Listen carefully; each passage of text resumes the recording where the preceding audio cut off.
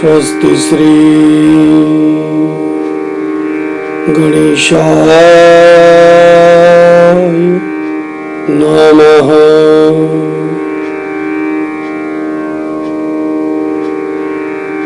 श्री सरस्वत्यै नमः। श्री गुरुभ्यो नमः। ओम नमो भगवते वासुदेवाय।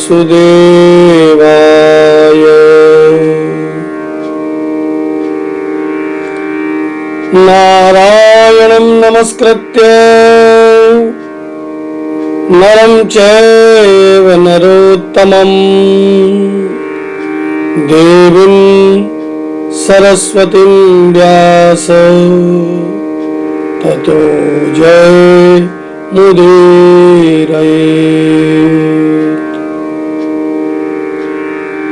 कृष्णाय वासुदेवाय हरये परमात्मने प्रणतक्लेशनाशाय गोविन्दाय नमो नमः। सच्चिदानन्दरूपाय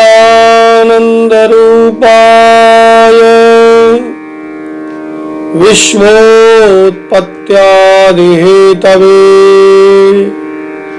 तापत्रय विनाशाय श्रीकृष्णाय वयं नमः। बालकृष्ण लाल की जय। कार्तिक महात्मा की जय। जय जय श्री राधे। जय जय श्री राधे। जय जय जय जय जय जय श्री राधे श्याम। सभी को जय श्री राधे, जय श्री राम। आइए कार्तिक मास महात्म्य के 29वें अध्याय में प्रवेश करें। महाराज पृथु ने देवर्षि नारद से विनय पूर्वक कहा कि हे भगवान, आप सभी वेद शास्त्रों पुराणों के ज्ञाता हैं, कृपा करके यह बतलाइए किस देवता की कितनी परिक्रमा करनी चाहिए और उसका क्या फल है। ये परिक्रमा विशेष पर कथा है। यह सुनकर नारद जी कहने लगे कि देवी किसी भी रूप की देवी हो तो देवी की एक परिक्रमा, सूर्य और अग्नि की 7, गणेश जी की 3, शिव जी की आधी, पितरों की 3 अथवा 4, भगवान विष्णु की 4 परिक्रमा लगानी चाहिए। इस संबंध में एक इतिहास है, ध्यान से सुनो। नारद जी ने कहा कि वैवस्वत मनवंतर में एक बार इंद्र सहित सब देवता देवगुरु बृहस्पति जी के पास आए और उनसे पूछा कि ब्रह्म काल से पहले सृष्टि कैसी थी, इंद्र आदि देवगण कैसे थे, उनका क्या कर्म था। तब बृहस्पति जी ने कहा कि उस समय की बात तो हम भी नहीं जानते, क्योंकि उस काल को बीते अब तक 6 मनवंतर हो चुके हैं, परंतु आप ही की नगरी में एक सुधर्मा रहता है, वो सब कुछ बता सकता है। यह कहकर बृहस्पति देव इंद्र आदि देवताओं के साथ सुधर्मा के पास आए। सुधर्मा ने देवगुरु सहित इंद्रादि देवताओं का यथाविधि पूजन सत्कार किया। इंद्र सुधर्मा की राजलक्ष्मी वैभव देखकर दंग रह गए। पूछा, हे सुधर्मा, इतनी राजलक्ष्मी वैभव तुम्हें कैसे प्राप्त हुई? तुमने कौन सा यज्ञ दान तप किया जिससे ब्रह्मकाल से पहले की बात भी तुम जानते हो?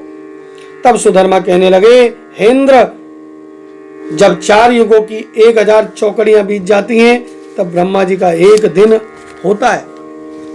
उस एक दिन में 14 मनु और इंद्र होते हैं। जब हम विष्णुलोक में थे वहां पर रहते हमारे सामने इतने ब्रह्मा हो चुके हैं कि हम उनकी गणना भी नहीं कर सकते। उसके बाद हम यहाँ आए हैं स्वर्ग में।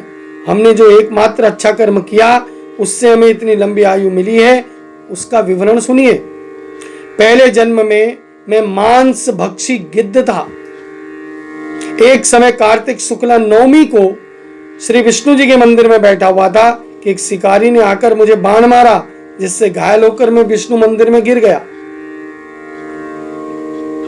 उसी समय मांस के लोभी एक कुत्ते ने आकर मुझको पकड़ लिया। उसको देखकर अन्य कुत्ते भी वहां आ गए। वह कुत्ता उनके डर से मंदिर के चारों ओर चक्कर काटने लगा। अन्य कुत्ते भी उसके पीछे पीछे भागते रहे। इस प्रकार सबने मंदिर की प्रदक्षिणाएं करी और इस प्रदक्षिणा को करते करते मेरी मृत्यु हो गई। तब मंदिर की प्रदक्षिणा से भगवान अत्यंत प्रसन्न हुए और मुझको अपना परम पद दे दिया। यह बात सुनकर इंद्र आदि सभी देवता प्रसन्न हुए। उन्होंने श्री भगवान का पूजन कर प्रदक्षिणा की। इसके पश्चात नारद जी ने इस नवमी तथा भगवान की परिक्रमा का महत्व बताते हुए कहा, हे राजन, कार्तिक शुक्ला नवमी सत्य युग की आदि तिथि है। उस दिन भगवान की पूजा, प्रदक्षिणा, व्रत, दान, तप, यज्ञ करने का कई गुना फल मिलता है। इसलिए आंवला नवमी जिसको कहा जाता है, कार्तिक शुक्ला नवमी को उस दिन प्रदक्षिणा करने का, परिक्रमा लगाने का विशेष महत्व है। यदि कार्तिक शुक्ला नवमी को मथुरा में जाकर भगवान का पूजन और प्रदक्षिणा की जाए तो उसे अनंत फल की प्राप्ति होती है। प्रदक्षिणा करने में जितने पग उठते हैं उसके उतने ही कुल वैकुंठ में चले जाते हैं। यदि मथुरा नगरी दूर हो तो किसी धार्मिक स्थान की प्रदक्षिणा करें। यदि वो भी संभव ना हो तो किसी ब्राह्मण की परिक्रमा कर लें, विष्णु जी की प्रतिमा की परिक्रमा करें, गौ की परिक्रमा करें, तुलसी जी की, शालिग्राम की, इनकी परिक्रमा कर लें। समुद्र सहित संपूर्ण पृथ्वी की परिक्रमा का जो फल होता है वह फल तुलसी और शालिग्राम जी की प्रदक्षिणा करने से प्राप्त हो जाता है।